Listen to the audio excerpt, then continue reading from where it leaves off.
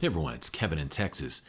Now that we've all recovered somewhat from the bombshell news of USC and UCLA joining the Big in 2024, a lot of people wondering what happens next in the crazy, wild world of college football.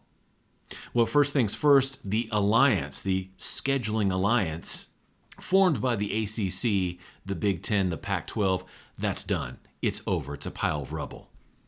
And that is more proof that there are no friends in college football realignment. There's only money. There's no friends. There's no handshake deals. There's only money. And the Big Ten, USC and UCLA just proved that.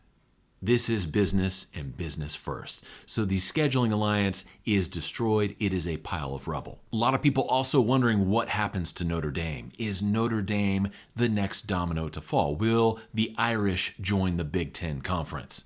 Already on Twitter, there's a lot of speculation that Notre Dame already has one foot in the Big Ten. I don't think that's true, and here's why. If Notre Dame can figure out a way to make as much money staying outside the Big Ten as they would make joining the Big Ten, they're not going to join the Big Ten. So when we're talking about Notre Dame perhaps joining the Big Ten, maybe they will, maybe they won't, there's two questions you need to ask yourself. Question number one, can the Irish figure out a way to make Big Ten money while staying an independent? If they can do that somehow, if the answer to that question is yes, they're not joining the Big Ten anytime soon. Question number two, if independence will not get them there financially, can Notre Dame find a way to make Big Ten levels of money by joining the ACC? And I can hear the reaction already. How in the world would Notre Dame get Big Ten money by joining the ACC? How would that even happen? Currently, the Big Ten is heavily aligned with the Fox networks. Currently, the ACC is heavily aligned with ESPN, and Notre Dame also is aligned with NBC. If you think that NBC and ESPN will just happily let Notre Dame waltz over to the Fox Broadcasting Corporation, I think you're sadly mistaken. And if the Irish were to join the Big Ten, that's exactly what would happen. They would be going to a Fox-aligned broadcasting arrangement. So I think there is a possibility that either through staying independent or joining the ACC, that Notre Dame can figure out a way to at least come close to making those Big Ten annual payouts. And if they can, they won't be joining anytime soon.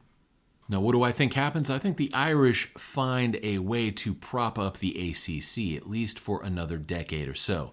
I think they find a way through going out to TV partners and negotiating with them.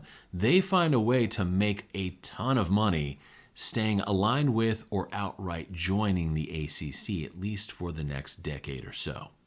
And if that happens, if Notre Dame stays aligned with the ACC, that will put a break on this idea of two mega conferences, of the Big and the SEC and no one else, because Notre Dame will effectively be propping up the ACC for at least the next 10, 12, or 14 years.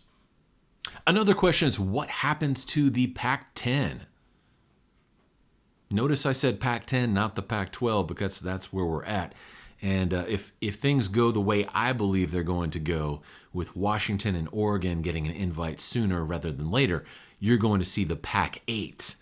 What do I think happens? Well, if Washington and Oregon leave for the Big Ten, that leaves the Pac with only 8 teams left. I think at that point, the Pac-8 has to merge with the Big 12.